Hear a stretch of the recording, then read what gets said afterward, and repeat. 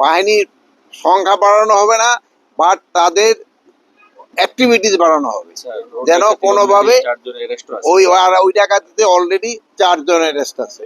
আরেকটা জিনিস হচ্ছে যে এই যে কিছুক্ষণ আগে আপনাদের বললো, ওই যে অনেক সময় মিডিয়া বলতেছেন যে হাবিবুল আউয়াল ওই যে আগে চিফ ইলেকশন কমিশনার অ্যারেস্ট হয়েছে, ইনফ্যাক্ট এখন পর্যন্ত অ্যারেস্ট হয়নি।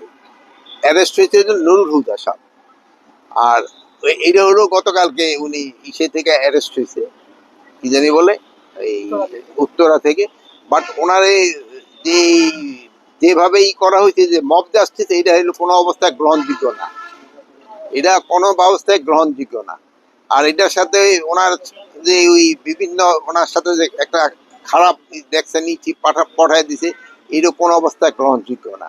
আপনারা বলবেন যদি কোনো কিছু থাকে, এই সব কোনো ঘটনা ঘটলে আইন শৃঙ্খলা বাহিনীর কাছে তারা হস্তান্তর করবে এবং আইন শৃঙ্খলা বাহিনী প্রপার অ্যাকশন নেবে। আর ওখানে আরেকটা দেখা গেছে যে আইন শৃঙ্খলা বাহিনীর সামনেও ওনার উপরে করা হচ্ছে। এটার জন্য আমরা একটা তদন্ত করে দেখব, এটার সাথে যদি কোনো আইন শৃঙ্খলা বাহিনী জড়িত থাকে তাদের বিরুদ্ধে আমরা আইনানুগ ব্যবস্থা নিব।